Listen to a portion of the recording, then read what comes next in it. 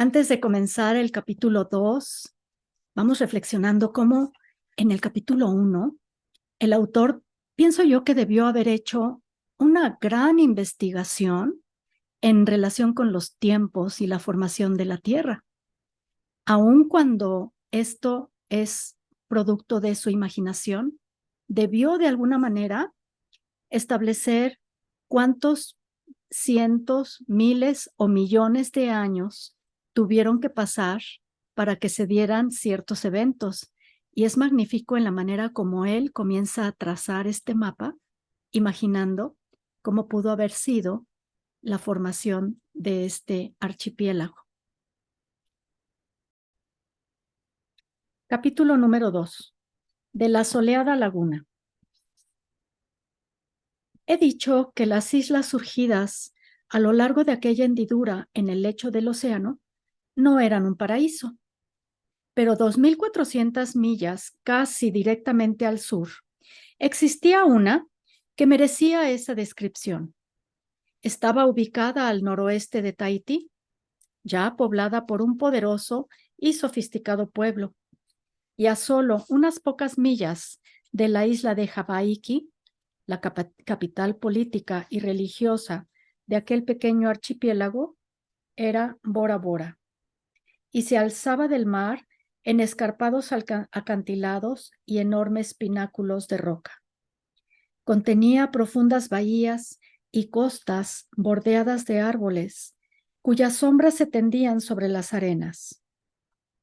Era tan hermosa que parecía imposible que hubiese surgido por casualidad del fondo del mar, y la rodeaba un collar protector de coral, en el que rompían las olas del océano con gran furia, intentando vanamente precipitarse dentro de la plácida y verde laguna que era un paraíso de peces. La isla era maravillosa, salvaje, encantadora e impetuosa.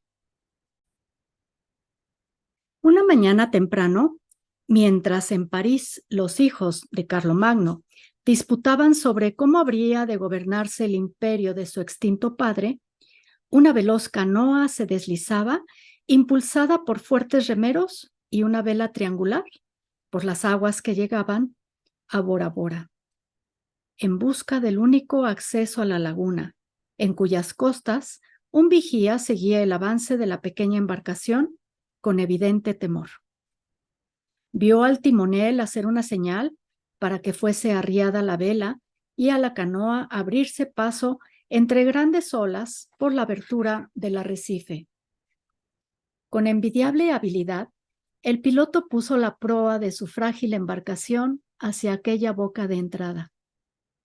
¡Ahora!, gritó de pronto, y los remeros extremaron su esfuerzo. La canoa pasó a la laguna. ¡Basta!, gritó de nuevo el timonel, y buscó con la mirada, como solicitando su aprobación, al pasajero solitario, un hombre alto, delgadísimo, de ojos profundamente hundidos, barba negra y manos huesudas, en una de las cuales empuñaba una especie de bastón labrado con figuras de dioses. Pero el pasajero no formuló el menor comentario, pues se hallaba absorto en la contemplación de ciertos procesos que él mismo había puesto en movimiento. Mientras tanto, el vigía, situado en lo alto de un acantilado, bajaba a grandes saltos por una senda hacia la residencia del rey y gritaba mientras corría: ¡Regresa el gran sacerdote! El instintivo miedo que sentía fue transmitido en aquellos gritos suyos, y las mujeres que los oyeron se apretaron más a sus hombres, asustadas. El vigía prosiguió su carrera mientras murmuraba para sí: «Dioses de Bora Bora, dad velocidad a mis piernas, no permitáis que llegue tarde». Así llegó a una casa de paja, mayor que sus vecinas, y cayó al suelo gritando: «El gran sacerdote ya está en la laguna». Del interior de la casa, un joven alto de piel morena, cortesano del rey, asomó la cabeza para inquirir: «¿Ya?». Y el vigía respondió: «Ya ha pasado el arrecife». Con gran agitación, el joven tomó un manto ceremonial de tapa hecho de corteza machacada y salió corriendo mientras gritaba: ¡Se aproxima el gran sacerdote!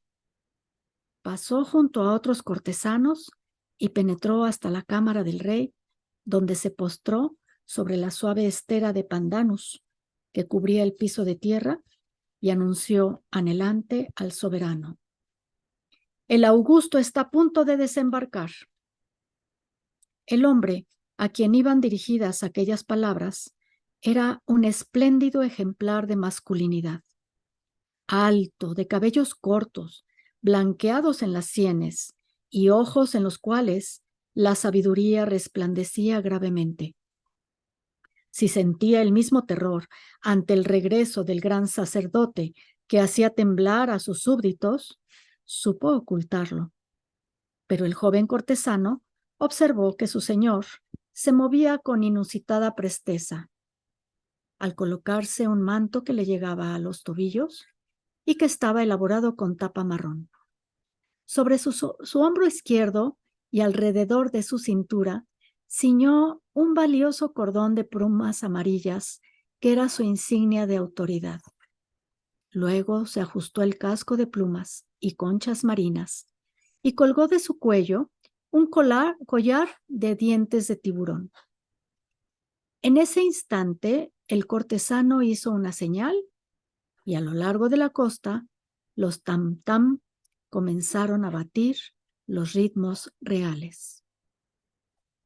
Vamos a rendir honores al gran sacerdote, anunció gravemente el soberano, deteniéndose para dar tiempo a que una impresionante cohorte de guerreros, sus torsos desnudos, formase tras él.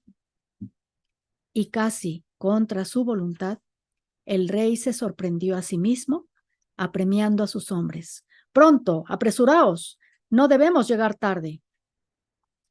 Pues aunque todos reconocían su suprema autoridad en Bora Bora, había comprobado la prudencia de no escatimar cortesías al jefe espiritual de la isla, sobre todo porque los atributos y exigencias del nuevo dios, Oro, no eran todavía claramente conocidos. Pero a pesar de la prisa del rey, cuando la procesión salió del palacio, el cortesano advirtió: el Augusto se acerca ya al desembarcadero. Y al oírlo, tanto el monarca como sus seguidores comenzaron a correr. El rey iba a la cabeza, corriendo bajo el tórrido sol de la mañana, irritado, maldiciendo de aquella forma desairada de llegar. Pero consiguió pisar la tierra del desembarcadero unos momentos antes que atracase la canoa.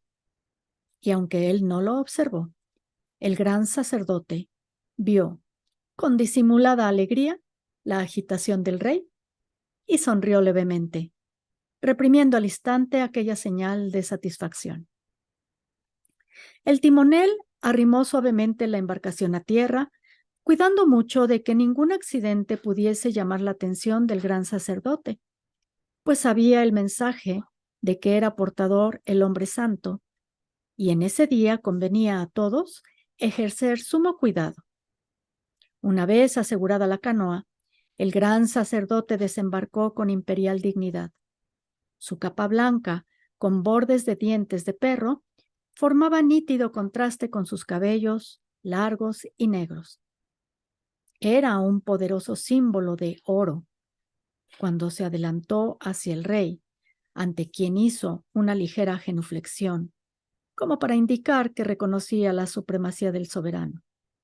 Luego, erguido de nuevo, esperó sombríamente mientras Tamatoa, el supuesto gobernante de Bora Bora, se inclinaba profundamente ante él y permanecía en aquella postura de sumisión el tiempo suficiente como para que todos se diesen cuenta de que misteriosamente el poder había sido transferido de sus manos a las del sacerdote. ¡Oh, bendito elegido de los dioses!, exclamó el rey Tamatoa. ¿Cuáles son los deseos de Oro? La multitud circundante, hombres y mujeres desnudos de la cintura para arriba, contuvieron el aliento, temerosos. El gran sacerdote se dio cuenta de aquel reverente temor y sintió un íntimo regocijo. Y tras un breve silencio, respondió con voz solemne: se realizará una convocación. Al oírle, nadie osó ni respirar, por miedo a llamar la atención sobre sí. Y el gran sacerdote continuó: en Tahití va a construirse un nuevo templo y nos reuniremos para consagrar al Dios que debe habitarlo en adelante.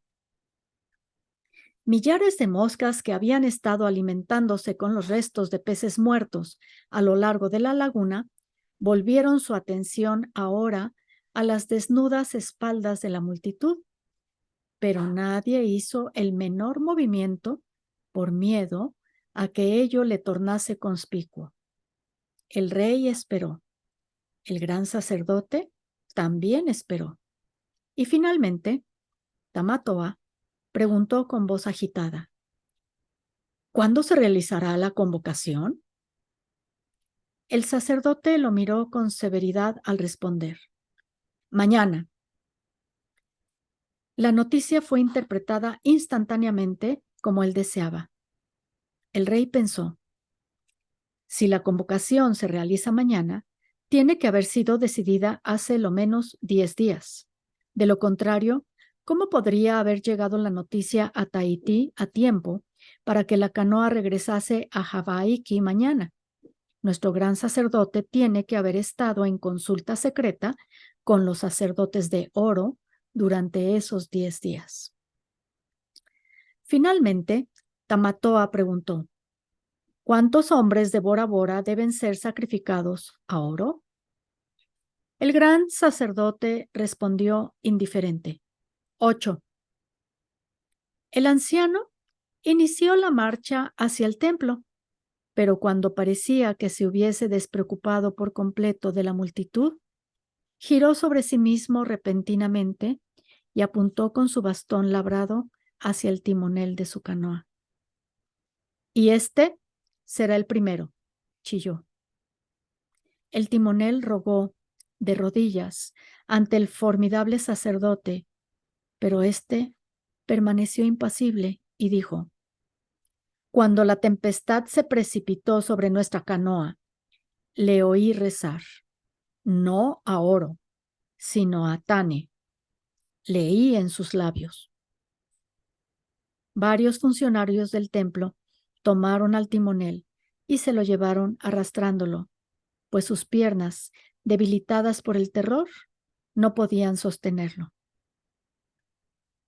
¿Y tú?, exclamó la terrible voz de nuevo, mientras el brazo extendido apuntaba con el bastón a un hombre de la multitud. En el templo de oro, el día santo, tu cabeza se inclinó sobre el pecho. Estabas dormitando. Tú serás el segundo. El infeliz prorrumpió en una serie de gritos mientras era llevado por los funcionarios del templo, con sumo cuidado, pues no era posible ofrecer en sacrificio a Oro un hombre que estuviese lastimado. El gran sacerdote se retiró solemnemente y el rey Tamatoa quedó allí, apenado ante la miserable tarea que le esperaba: designar a las 6 personas que completarían el número de las sacrificadas al nuevo Dios. ¿Dónde está mi ayudante?, preguntó, y de un lugar entre la multitud, donde confiaba no ser advertido, dio unos pasos hacia adelante el joven cortesano. ¿Por qué se me avisó tarde la llegada del gran sacerdote?, inquirió el monarca. El vigía llegó tarde, señor. Eso no es cierto, clamó una voz entre la gente reunida. Pero el dueño de aquella voz, un hombre pequeño en cuyo rostro no se advertía señal alguna de inteligencia, fue arrastrado ante el rey, temblando como una hoja bajo el huracán. Este será el tercero, dijo el monarca. A continuación, recordando su impaciencia de antes hacia el cortesano, exclamó: este será el cuarto. El resto será elegido entre los esclavos. Y se alejó apenado hacia su palacio. Cuando la multitud se dispersó, contento cada uno de sus integrantes porque aquella vez había escapado a la insaciable voracidad de Oro, un joven jefe cubierto con un manto de tapa color oro, lo que indicaba que pertenecía a la familia real, se quedó amargado y silencioso a la sombra de un árbol. No se había ocultado por temor, pues era más corpulento que todos los demás. Sus músculos eran los más poderosos y poseía un valor indomable. Había permanecido apartado porque odiaba al gran sacerdote y más todavía al nuevo dios Oro, y le repugnaban aquellas incesantes exigencias de sacrificios humanos. El gran sacerdote había notado de inmediato la ausencia del joven, violación de la conformidad unánime, lo que le enfureció a tal punto que durante la parte más solemne de la ceremonia, su mirada penetrante iba buscándolo de un lado a otro. Finalmente, sus ojos lo encontraron y los dos hombres cambiaron una fija y dura mirada, interrumpida de pronto por una joven de piel dorada por el sol y largos cabellos flotantes, que tomó del brazo a su joven esposo, obligándole a bajar los ojos. Ahora, terminada la ceremonia, la esbelta esposa rogaba angustiada: Teroro, no debes ir a la convocación. Teroro la miró y dijo: Tengo que ir, Marama. ¿Quién guiaría nuestra gran canoa? Hay algo más importante que la canoa, respondió ella, triste: tu vida. Los navegantes sabios no se hacen a la mar cuando amenaza la tempestad. Teroro se dirigió a un gran tronco caído cuyo extremo se hundía en la laguna. Se sentó sobre él y metió los pies en el agua. Su esposa, hermosa y fragante por los adornos de florecillas de plátano que llevaba en los cabellos, se sentó a su lado y, como él, hundió los pies en el agua. No le temo a la convocación, Marama, dijo él por fin. Pero yo temo por ti.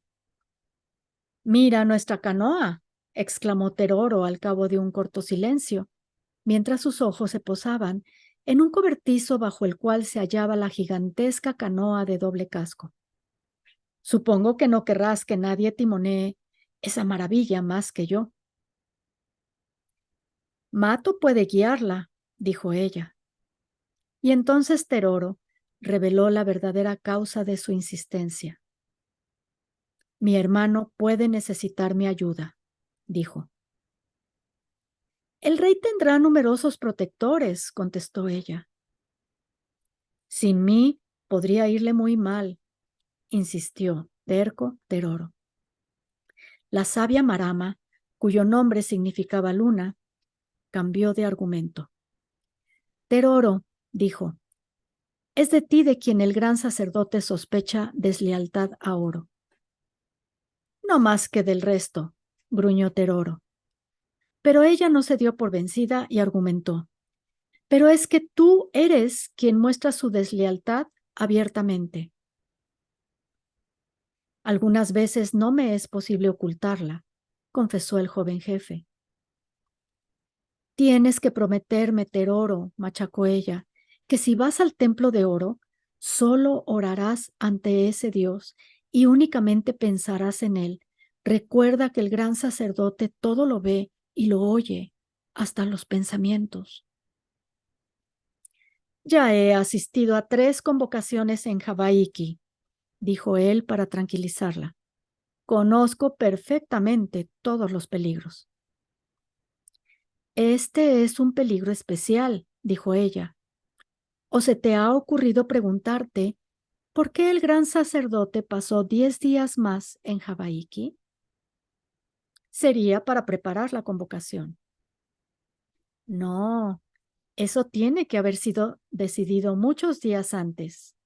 El año pasado, Una mujer de Jabaiki me contó que los sacerdotes consideran al nuestro como el más capaz y proyectan elevarlo a una prominente posición, pero no se atreven a designarlo supremo sacerdote hasta que Bora Bora haya sido conquistada completamente para Oro. Mientras ella hablaba, Teroro comenzó a percibir en sus palabras un tenue hilo de importancia, lo que ocurría a menudo cuando la sabia y hermosa mujer hablaba. Y Marama continuó. Sospecho que el gran sacerdote tendrá que hacer todo cuanto pueda en esta convocación para demostrar a los sacerdotes de Jabaiki que es más devoto de Oro que todos, y para eso no vacilará en sacrificar, no al rey, como tú crees, sino a ti. ¿Y cesará entonces la matanza?, inquirió él. No, dijo su esposa con tono grave. Proseguirá hasta que todos tus amigos hayan abandonado la laguna. Solo entonces Bora Bora será de Oro sin disputa. ¿Y crees que se permitiría que yo fuese sacrificado a Oro?, preguntó el joven jefe. Sí, esposo mío. Los reyes siempre están dispuestos a creer todo lo malo que se les dice de sus hermanos menores. Confieso que yo no había razonado todo esto como tú lo haces, Marama. Lo único que sabía era que esta vez existía un peligro especial. Es porque tú, el hermano del rey, sigues adorando a Tane, pero solo en lo más íntimo de mi corazón. Yo puedo leer fácilmente en tu corazón, y los sacerdotes también. La respuesta de Teroro fue ahogada por un agitado mensajero que llegó a todo correr. En sus brazos tenía unas bandas de plumas amarillas, lo que indicaba que pertenecía al rey. Hemos estado buscándote, Teroro, dijo. Estaba contemplando la gran canoa, respondió el joven jefe. El rey quiere verte. Teroro se levantó del tronco, golpeó los pies en la hierba para sacudir el agua y se despidió de su esposa con un pequeño movimiento de cabeza. Siguió al mensajero hasta el palacio de su hermano. La habitación principal del mismo contenía numerosos signos de realeza, dioses hechos de plumas, dientes de tiburón labrados y enormes conchas de tridacna procedentes del sur. El edificio, que carecía de paredes, tenía dos hermosas características. Daba frente a la laguna, en cuyo arrecife exterior las grandes olas se desmenuzaban en encajes de blanquísima espuma. Y todas las partes de la estructura estaban unidas por delgadas pero fuertes sogas de cenit color marrón, elaboradas con esas fibras que cubren las cortezas de los cocos. El rey Tamatoa se hallaba sentado bajo el techo de paja y su rostro aparecía preocupado. ¿Por qué se ha llamado a una convocación?, preguntó de pronto al ver a su hermano. Y como si temiese la respuesta, despidió rápidamente con un gesto a todos sus funcionarios, por temor a que entre ellos pudiera haber algún espía. Cuando estuvieron solos, Teroro y él, Tamatoa inquirió: ¿qué significa esta convocación? Teroro recordó las palabras de Marama y explicó: me parece que nuestro gran sacerdote debe de estar buscando que se le otorgue una mayor dignidad en Jabaiki, pero para conseguirlo tiene que hacer algo que sea dramático. Por ejemplo, eliminar los últimos vestigios del culto a Tane en Bora Bora, o sacrificarte a ti en el momento más culminante de la convocación. Temo una conspiración de esa clase, confesó Tamatoa. Si espera a que estemos en la convocación, podría señalarme repentinamente, como lo hizo con nuestro padre, y mi asesinato sería santificado porque sería cometido por orden de oro. Más probablemente del gran sacerdote, corrigió Teroro. Tamatoa vaciló, como si pusiese a prueba a su hermano menor, y luego dijo: y mi muerte quedaría sin venganza, naturalmente. La piedad hacia sí mismo era ajena al rey Tamatoa, cuyas capacidades de gran guerrero y prudente soberano habían mantenido a Bora Bora libre de invasiones de sus vecinos más numerosos. Por ello, Teroro sospechó que su hermano le estaba tendiendo alguna trampa, por lo cual decidió no confesarle sus propios planes para la convocación y dijo despreocupadamente: la canoa será botada al agua al mediodía. ¿Estará lista al ponerse el sol?, preguntó el rey. Su hermano respondió en el acto: sí, mas tengo la esperanza de que tú no estés en ella. Pero Tamatoa replicó: he decidido ir a la convocación. Nada bueno podrá sucederte en ella, insistió Teroro. En esta isla, dijo el rey con profunda emoción, he nacido y he crecido rodeado de dicha. He visto las otras islas y las bahías de Moorea son hermosas. La montaña que corona Tahití es un grandioso espectáculo y las largas playas blancas de Hawaiki son preciosas. Pero nuestra isla es el cielo en la tierra. Si he de ser sacrificado para que esta isla quede en armonía con el nuevo Dios, estoy presto al sacrificio. Hermano, no vayas a Hawaiki, te lo ruego, exclamó Teroro.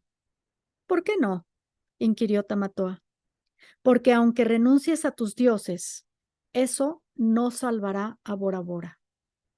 Cuando caiga el garrote sobre ti, yo daré muerte al gran sacerdote y destruiré a toda Hawaiki. Y entonces las otras islas nos destruirán. Ah, exclamó Tamatoa, como yo temía, tienes un plan. No, Teroro, hermano mío, nada conseguirás. No puedes ir a la convocación. Allí estaré, insistió Teroro tercamente. Tamatoa se puso en pie y, extendiendo con rigidez su brazo derecho, apuntó con el índice a Teroro mientras decía: te prohíbo que vayas o que salgas de Bora Bora.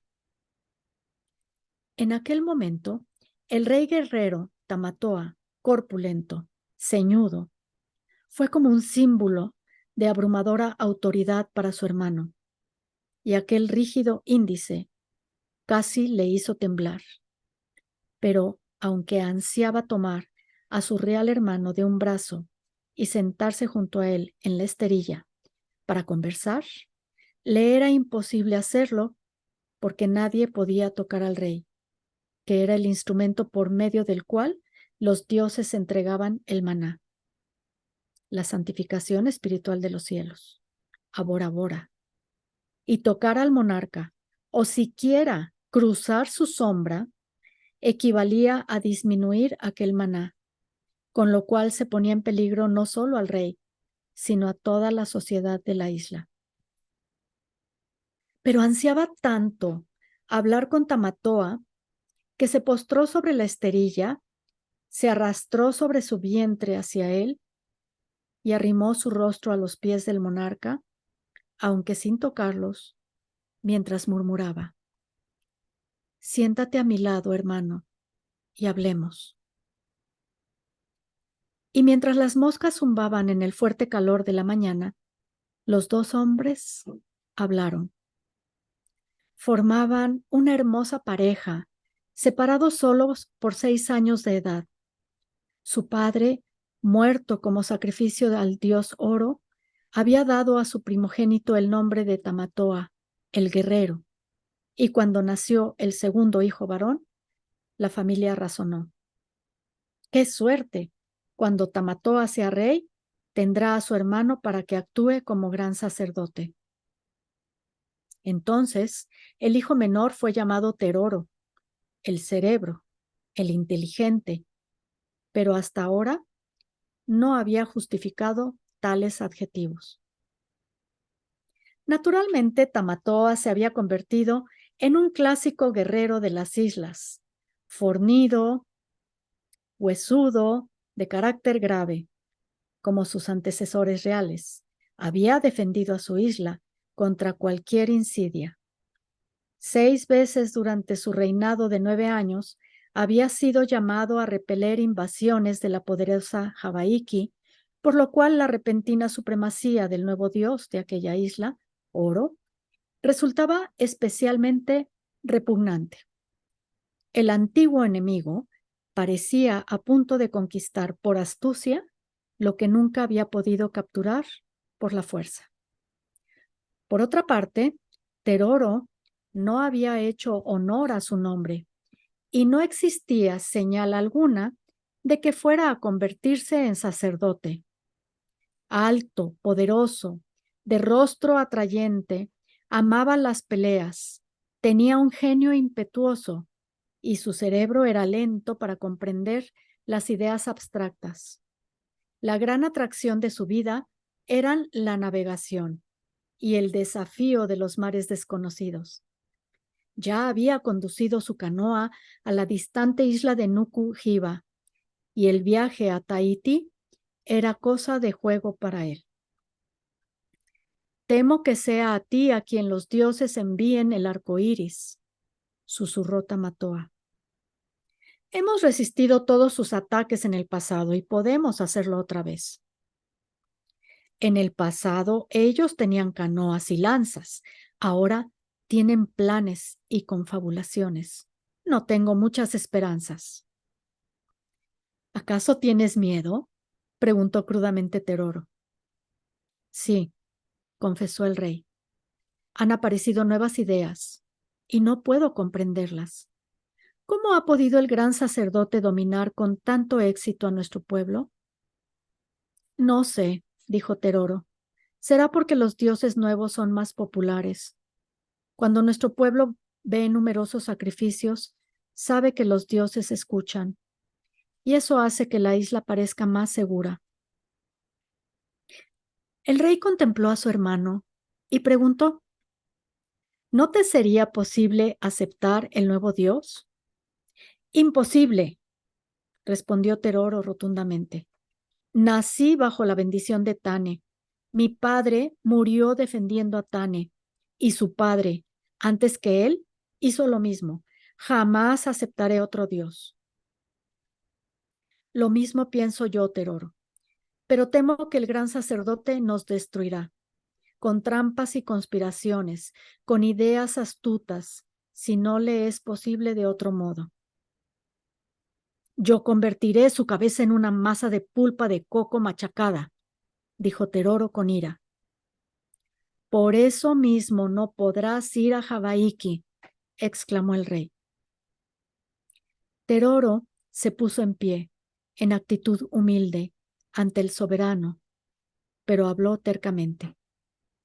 Amado hermano mío, por eso, precisamente, tengo que ir. El gran sacerdote no nos destruirá. Si morimos, él morirá con nosotros. Toda la isla perecerá. Hermano, le juré a nuestro padre que te protegería. Voy a la convocación para protegerte, pero te prometo no hacer nada a no ser que tú estés en peligro.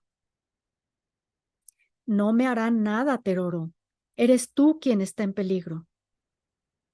Entonces será mejor que me maten con la rapidez de un tiburón hambriento, rió Teroro, y salió del palacio bajo el sol del mediodía de Bora Bora, que se filtraba por entre las frondas de las palmas y otros árboles. Lentamente se dirigió al cobertizo en el que se hallaba la gran canoa y al acercarse comenzó a gritar: ¡Al agua! ¡Al agua! De las casas de paja vecinas comenzaron a salir hombres amodorrados que se envolvían en sus mantos de tapa.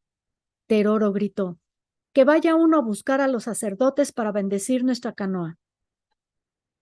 Poco después llegaron 4 sacerdotes en cuyos rostros se pintaba un gran contento, pues entre todas las funciones de la isla, ninguna superaba en alegría común al regreso de la canoa ceremonial a su elemento natural. Los 2 cascos de la enorme embarcación fueron enfilados cuidadosa y reverentemente hacia el agua, y no bien la doble proa la tocó, el anciano sacerdote Tupuna, con su larga cabellera blanca flotando al viento y los ojos fijos en la laguna y el océano que se abría detrás de ella, entonó la oración ceremonial a Taaroa, el dios del extenso y oscuro mar. En silencio, con profunda exaltación, Teroro separó el último madero que obstruía el deslizamiento de la canoa y ésta comenzó a introducirse lentamente en la laguna, balanceándose con delicadeza sobre las aguas. Los jóvenes jefes que empuñarían los remos aquella noche saltaron en aquel momento al doble casco y ajustaron los movibles asientos. Teroro empuñó su remo personal, en el cual se veían grabadas las figuras de los dioses, y lo introdujo en el agua. La canoa, poderosamente impulsada, se separó de la orilla. «¡Izad la vela!», exclamó. «Probaremos el viento». Al soplar una brisa que bajaba de las montañas, la vela se hinchó y la embarcación comenzó a navegar gallardamente. Los remeros bogaron con vigor y muy pronto, espera el viento oeste, que tal era el nombre de la canoa, se lanzó a través de la laguna, navegando a unos 15 nudos. Al llegar la noche, espera el viento oeste, tenía un aspecto muy distinto. La doble popa estaba decorada con flores y gallardetes de tapa amarilla. La plataforma permanente que unía los 2 cascos aparecía cubierta de tablas pulidas. En el extremo de proa se alzaba un pequeño templete de paja, al cual se acercó ahora una solemne procesión de sacerdotes vestidos con sus hábitos de ritual. El gran sacerdote se acercó al templete y se detuvo.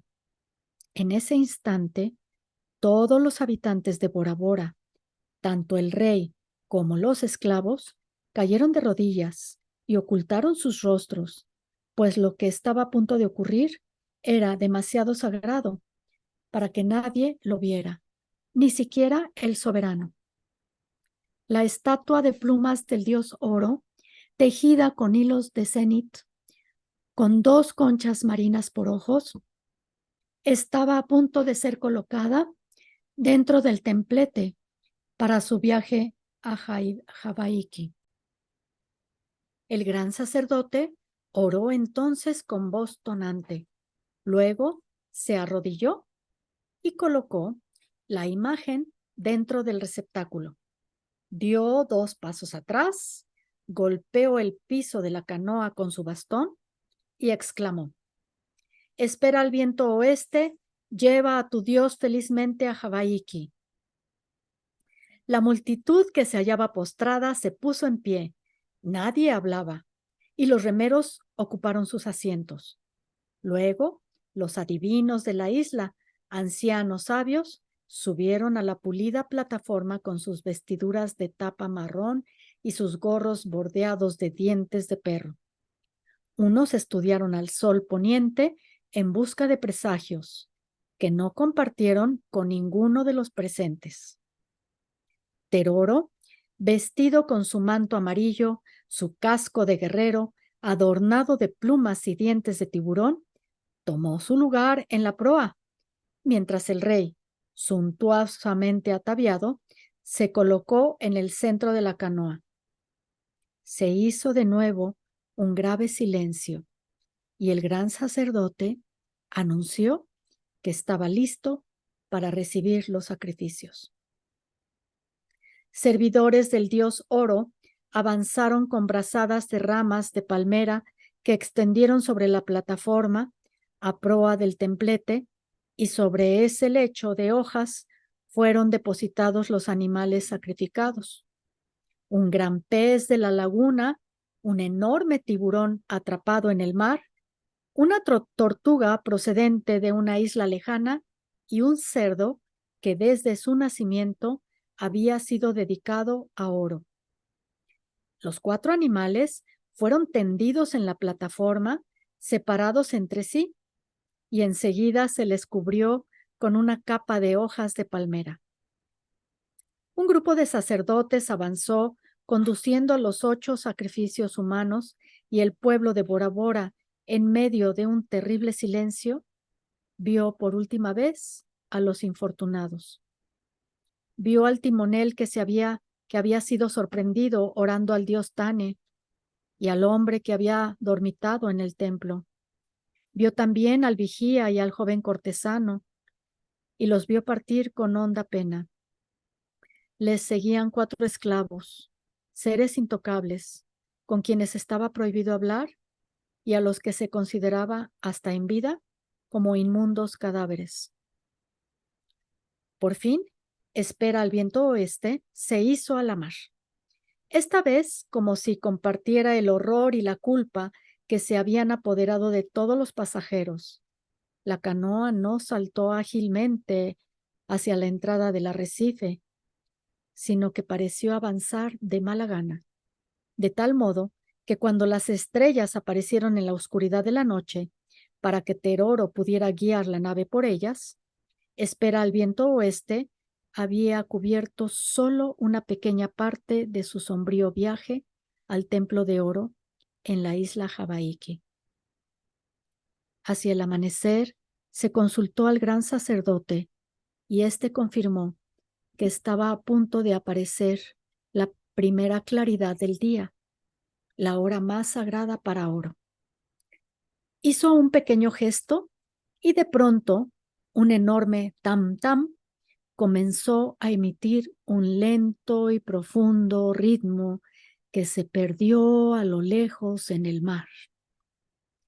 Cuando la noche se fue esfumando y por oriente comenzaron a aparecer las primeras claridades del día, Teroro oyó el batir de otro tam-tam y enseguida otro muy lejanos.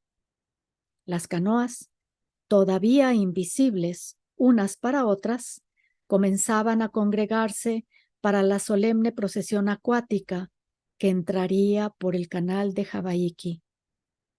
Los tam-tam aumentaron sus graves sonidos. Se intensificó la rosada luz del amanecer y entonces fue posible ver sobre las aguas, aunque a distancia, altas velas que pendían flácidas a causa de la ausencia de brisa. Al asomar el disco enrojecido del sol en el horizonte, 11 canoas de brillantes colores, cargadas de ofrendas y sacrificios, formaron una doble y majestuosa fila que avanzó hacia el templo de Oro. Pero mientras lo hacían, y Teroro las observaba cuidadosamente, dijo para sí con íntima satisfacción: ninguna de ellas es como la nuestra. Los tam-tam dejaron de sonar repentinamente y el gran sacerdote empezó a entonar un agitado cántico. De pronto, el canto se volvió chillido penetrante y terrorífico, y al oírlo, el fornido verdugo alzó su tremenda cachiporra y aplastó con un terrible golpe la cabeza del joven cortesano de Tamatoa. Se reanudó el canto y el espantoso tam-tam inició un nuevo lamento para el descuidado vigía. La cachiporra cayó con furia y el cadáver del infeliz fue depositado con solícito cuidado entre el tiburón y la tortuga. 3 veces más sonó frenéticamente el tam-tam y otras tantas se repitió el espantoso golpe. El sol, al alzarse sobre la línea del horizonte, vio que la parte de proa de la plataforma estaba cubierta por los cadáveres de las nuevas víctimas. Cada una de las otras 10 canoas agitadas por el ronco sonar de los tam-tam, acababa de ofrecer idénticos sacrificios y ahora avanzaban ya directamente hacia el templo. Los ocupantes de la canoa espera al viento oeste estaban entregados a pensamientos varios, mientras la nave se acercaba al sagrado desembarcadero, pero uno de esos pensamientos era común a todos. Era razonable que un dios exigiese sacrificios especiales en días de particular solemnidad. Y en cuanto a los 4 esclavos de costumbre, a nadie preocupaba sus muertes. Los esclavos estaban condenados desde su nacimiento a ser sacrificados. En esos últimos minutos, el gran sacerdote razonaba para sí que, teniendo en cuenta la estúpida persistencia de Bora Bora en mantenerse fiel al dios Tane, cuantos más sacrificios se ofreciesen a Oro, mejor sería, sobre todo cuando uno de ellos era el timonel, un hombre notoriamente devoto de Tane.